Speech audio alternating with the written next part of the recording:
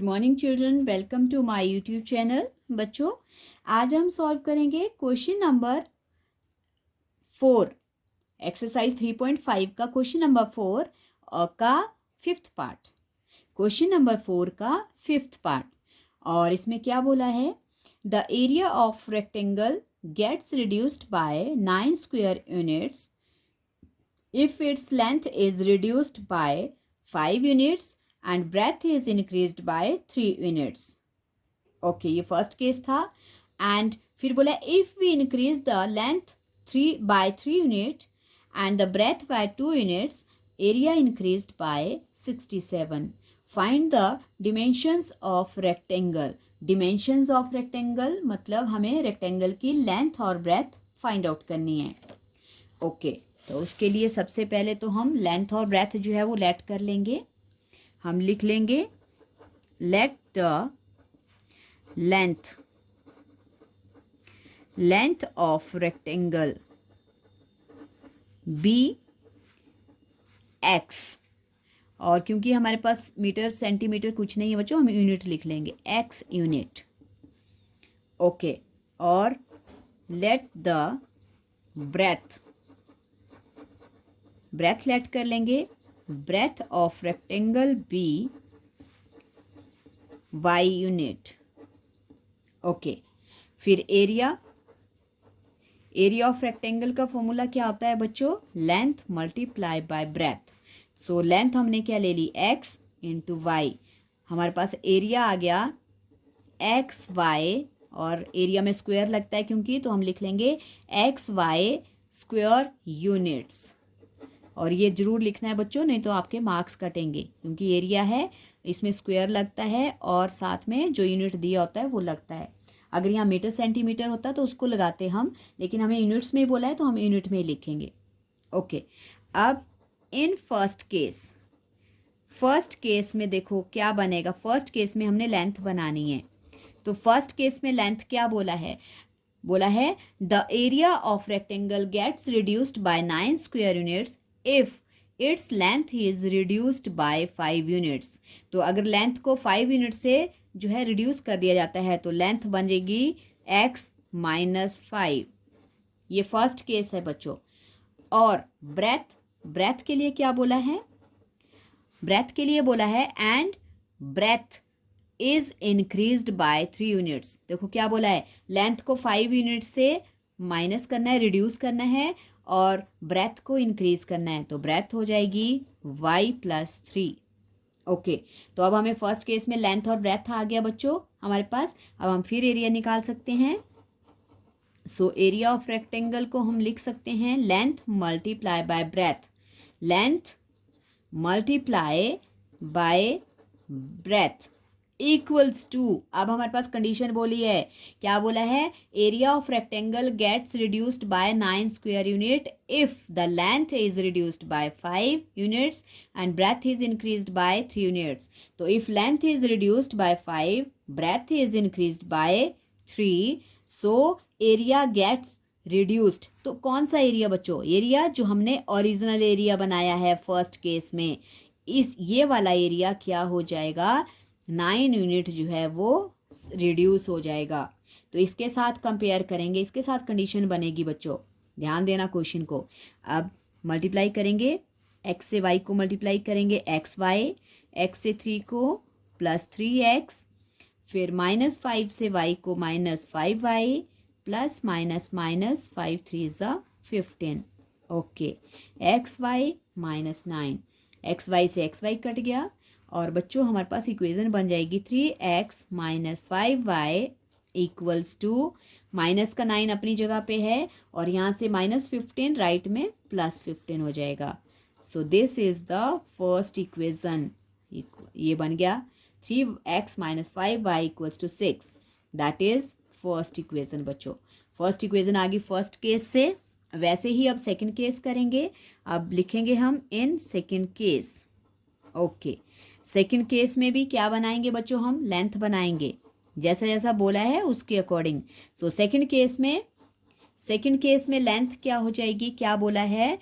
If we increase the length by 3 units, क्या बोला है कि अगर हम लेंथ को 3 यूनिट से इंक्रीज कर दें तो लेंथ हो जाएगी x+3 एंड, और ब्रेथ को क्या बोला है बच्चों, ब्रेथ को बोला है एंड ब्रेथ बाय 2 यूनिट्स। देखो बच्चों इसमें सेपरेट कुछ नहीं बोला है, एक ही बार इंक्रीज लिखा है, मतलब लेंथ को भी 3 यूनिट से इंक्रीज करना है और ब्रेथ को 2 से करना है। तो ब्रेथ हो जाएगी y+2। ओके, फिर again area, so area of rectangle फिर निकाल लेंगे हम, length multiply by breadth. Okay, so length multiply by breadth equals to, फिर बोला है कंडीशन में एरिया क्या हो जाता है, इंक्रीज्ड बाय 67। ओके, तो एरिया इज क्या है हमारे पास, original area XY will increase मतलब plus by 67 square units, by 67 square unit. देखो कंडीशन बन गई हमारे पास कि when length is increased by 3, breadth is increased by 2, then the area gets increased by 67। Okay, फिर मल्टीप्लाई x से y को xy, x से 2 को 2x, फिर प्लस 3 से y को 3y और प्लस 3 2 ज़ा 6 equals to xy plus 67। Okay, xy से xy कट गया बच्चों, हमारे पास रह गया 2x plus 3y equals to, right side में 67 अपने प्लेस पे है और लेफ्ट से प्लस का 6 राइट में माइनस हो जाएगा। सो 2x plus 3y equals to 67 में से 6 माइनस हो गया 61। ये आ गई बच्चों सेकेंड इक्वेज़न। ओके, नाउ हम करेंगे अब from equation first and second. First and second से क्या करेंगे, एलिमिनेशन करेंगे फर्स्ट एंड सेकेंड इक्वेशन को एलिमिनेट करने के लिए। देखते हैं अभी क्या क्या करना पड़ेगा।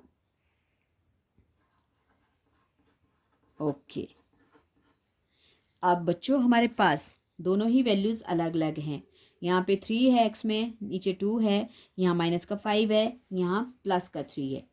तो हम क्या करेंगे, हम x को इक्वल कर लेते हैं। सो 3 और 2 में कॉमन फैक्टर क्या है, अगर 3 को 2 से मल्टीप्लाई करते हैं तो 6 बनता है, और वैसे ही 2 को 3 से मल्टीप्लाई करते हैं बच्चों तो 6 आता है। तो अब हम कर सकते हैं इक्वेज़न 1 को 2 से और इक्वेज़न 2 को 3 से लिख सकते हैं by multiplying equation 1 by 2 and equation 2 by 3। Okay, अब मल्टीप्लाई करते हैं, 2 3 ज़ा 6x माइनस 2 5 ज़ा 10y इक्वल्स टू 2 6 ज़ा 12। फिर 3 से 3 2 ज़ा 6x बच्चों प्लस 3 3 ज़ा 9y इक्वल्स टू 61 3 ज़ा 61 को 3 से 3 1 ज़ा 3 6 3 ज़ा 18 183। ओके, अब क्योंकि 6x दोनों प्लस के हैं, हमें एलिमिनेट करना है इनको, इसलिए ऑपोजिट साइन चाहिए, तो साइन चेंज करेंगे सेकंड वाली इक्वेशन का। ये प्लस है माइनस, ये भी प्लस है माइनस, ये भी प्लस है, ये भी माइनस हो गया बच्चों, और ये कट गई वैल्यू x वाली। -10 एंड -9 विल बी -19, और साथ में आ गया y, और 183 में से 12 माइनस करेंगे, 3 में से 2 1 और 8 में से 1 7, और हमारे पास रह जाएगा -171। माइनस से माइनस कट जाएगा, देन y इक्वल्स टू 171/19, और बच्चों 19 9 ज़ा 171 होता है, सो y आ गया 9, मतलब ब्रेथ हमारे पास 9 यूनिट है। Okay, now putting value of y in equation 1। Okay, equation 1 क्या है हमारे पास, 3x minus 5y equals to 6। So 3x minus y की वैल्यू हमारे पास आ गई है 9, रिप्लेस कर दी, equals to 6। 3x plus minus minus, 9 5 45 equals to 6, 3x equals to, right side में 6 अपने प्लेस पे है और लेफ्ट से -45 प्लस हो जाएगा राइट में जाकर, 3x equals to 45 plus 6 51, x equals to 51/3, 3 17 ज़ा, ओके। तो 17 x आ गया 17, ओके बच्चों। तो हमारे पास लेंथ आ गई 17 यूनिट और ब्रेथ आ गई 9। सो लिखो लास्ट में therefore length of rectangle equals to 17 units और breadth of rectangle equals to 9 units. और यही हमारे आंसर थे बच्चों। आई होप आपको क्वेश्चन समझ आ गया है, और समझ आ गया है तो क्वेश्चन को प्रैक्टिस करना बच्चों, तभी आप परफेक्ट हो पाओगे। And thank you so much for watching my video. Please subscribe the channel को सब्सक्राइब करोगे तभी मुझे भी बच्चों आगे आपको और अच्छा करवाने का जो है वो क्या मिलेगा, एनकरेजमेंट मिलेगा। मैं भी तभी मुझे भी अच्छा लगेगा, मुझे और अच्छा करने की जो है वो आपके लिए जो है हिम्मत बढ़ेगी कि मैं और अच्छा करूं। Thank you so much.